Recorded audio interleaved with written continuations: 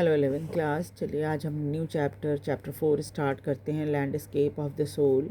ये नताली ट्रेवरोफ का लिखा हुआ है ये चैप्टर, और ये आर्ट या पेंटिंग से रिलेटेड है।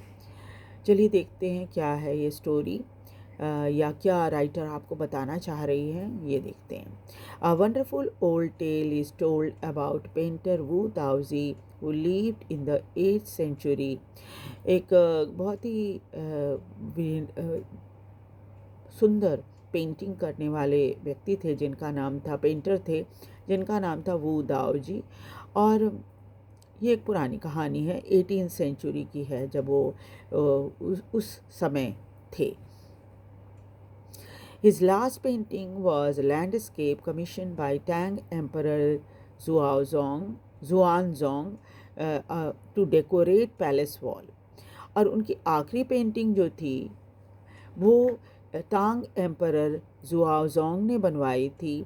और वो कहाँ पेंटिंग बनी थी? वो थी महल की एक दीवार को डेकोरेट करने के लिए, यानी महल की एक दीवार को सजाने के लिए टांग एम्परर जुआओजोंग ने उनको कहा था पेंटिंग बनाने के लिए। The master had hidden his work behind the screen, so only the emperor would see it. और उस मास्टर पेंटर ने, वो दाऊ जी ने क्या किया था, दीवार पर पेंटिंग तो बनाई, लेकिन उसके बाद उस पर पर्दा लगा दिया ताकि सिर्फ उसे राजा ही या एम्परर ही देख सके। The emperor admired the wonderful scene. उस पर बहुत ही खूबसूरत सीन बनी हुई थी। फॉरेस्ट बना हुआ था, हाई माउंटेन, वाटरफॉल्स यानी झरने, cloud floating in the immense sky, आसमान में उड़ते हुए बादल, मैन ऑन अ हिली पाथ। और ये था इंसान भी, वो उस पर ऐसे बने हुए थे कि जो पहाड़ी रास्तों पर चल रहे हों, बर्ड्स ऑन फ्लाइट और उड़ती हुई चिड़ियाँ। Look sir, said the painter. तो कहा कि सर देखिए, in this cave at the foot of the mountain dwells a spirit. उसने कहा कि देखिए, यहाँ पर जो मैंने एक गुफा बनाया है, उसके पहाड़ी के नीचे उसमें एक आत्मा रहती है। The painter clapped his hand and the entrance to the cave opened. और उसने जैसे ही ताली बजाई पेंटर ने, तो जो गुफा का रास्ता था वो खुल गया। वैसे ही जैसे खुल जा सिम सिम, आप पढ़ा होगा आपने, है ना? तो खुल जा सिम सिम की तरह वो गुफा खुल गई। And inside it splendid beyond any words can convey. और अंदर तो इतना ही खूबसूरत था वो जगह कि आप शब्दों में उसे बयान नहीं कर सकते। Please let me show you mystery his majesty, your majesty the way. तो बोले सर ऐसा है, आइए मैं आपको वो रास्ता दिखाता हूँ। The painter entered the cave. इतना बोलते हुए वो पेंटर जो था वो गुफा के अंदर चला गया। And but the entrance close behind him. लेकिन उसके अंदर जाते ही एम्परर तो अंदर नहीं जा पाया, उसके पहले ही वो दरवाज़ा बंद हो गया। Before the astonished emperor could move or utter a word, the painting had vanished from the wall। और पेंटर के गुफा के अंदर जाते ही राजा तो एकदम ताज्जुब में पड़ गया कि, और इस मतलब एक सकते में आ जाते हैं ना, सकते में आ गया था कि वो एक शब्द भी नहीं बोल पाया और न ही वो अपनी जगह से हिल पाया। और इसके पहले ही वो पेंटिंग दीवार से गायब हो गई, यानी पेंटर के अंदर जाते ही पेंटिंग दीवार से गायब हो गई। Not a trace of Wu Daozi brush was left and the artist was never seen again in this world। और उसके बाद एक भी जो रहता है ना कि शेड रह गया हो दीवार के ऊपर उसकी पेंटिंग का, वो बिल्कुल ही नहीं था। पूरी दीवार साफ हो गई थी बिल्कुल। और उसके बाद से इस आर्टिस्ट यानी वो दाऊ जी को कभी भी इस दुनिया में नहीं देखा गया। Such stories played an important part in Chinese classical education. इस तरह की कहानियाँ जो हैं बहुत ही इम्पॉर्टेंट हैं, ख़ासकर तौर पे चाइना में उनकी क्लासिकल शिक्षा में। The book of Confucius and Zhuangzi are full of them. और इस तरह की कहानियाँ आपको कन्फ्यूशियस की बुक्स में भी मिल जाएंगी और जुआंग जी की भी कहानियों में आपको मिलेंगी। They help the master to guide his disciple in the right direction. और ये ऐसा इसलिए लिखा गया था ताकि मास्टर को सही रास्ता, मास्टर जो है वो अपने डिसाइपल को जो चेले होते हैं, स्टूडेंट जो होते हैं, उनको सही तरीका सिखा सकें, सही रास्ता बता सकें। Beyond the antidote, they are deeply revealing the spirit in which the art considered। और इस कहानी के पीछे जो है वो ये बात भी है कि कला क्या आपको बताना चाहती है।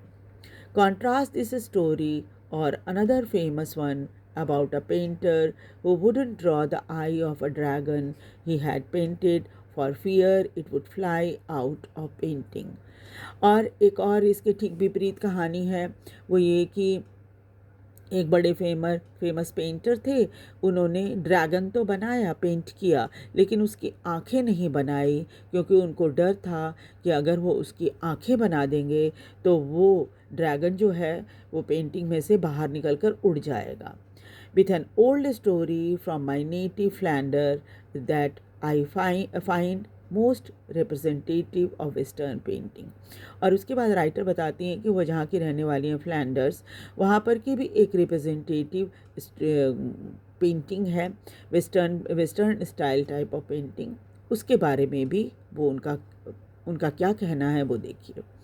In the 15th century, Antwerp, a master blacksmith called Quentin Metzia fell in love with a painter's daughter। 15th century में एंटवर्प नाम का एक लुहार था जिसका नाम था क्विंटिन मेत्सिया, और उसको प्यार हो गया एक पेंटर की बेटी से। The father wouldn't accept a son in law in such a profession. अब स्वाभाविक है, पिता जो है वो एक पेंटर है, तो दामाद जो है वह लुहार हो, ऐसा कोई पेंटर नहीं चाहेगा पिता। तो इस वजह से इस प्रोफेशन में, यानी कि लुहार होने के कारण दामाद के रूप में पेंटर तो कभी भी इसे नहीं स्वीकार करता। सो Quinton sneaked into painter's studio and painted a fly on his latest panel with such a delicate realism that the master tried to swat it away before he realized that what had happened। लेकिन क्या हुआ, एक दिन Quinton जो था वो चुपचाप से पेंटर की स्टूडियो में घुस गया, यानी अपने फादर इन लॉ के स्टूडियो में घुस गया, and painted a fly on his latest panel. और वहाँ पर जो स्क्रीन बनी हुई थी जिस पे वो पेंटिंग किया करता था उसका फादर इन लॉ, उसके ऊपर बड़े ही with such a delicate realism, इतनी खूबसूरत तरीके से कि बताना मुश्किल था कि वो सच्ची का वो कोई जीव है या फिर वो पिक्चर है, बताना मुश्किल था। इस तरह की एक पेंटिंग उसने बनाई। And the master try to sweat it away before he realise what had happened. और जो पेंटिंग उसने बनाई थी एक फ्लाई की, जब ये जो मास्टर पेंटर थे, जब वो अपने रूम में आए और देखा कि उसके ऊपर एक फ्लाई बनी हुई, तो उनको लगा ना कि वो सच की है, इसलिए उन्होंने उसको उड़ा के भगाने की कोशिश की।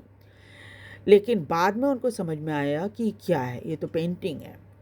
Quinton was immediately admitted as a apprentice into his studio. उसके बाद क्विंटन को तुरंत उन्होंने बुलवाया और उसके बाद अपने सहायक के रूप में स्टूडियो में रख लिया।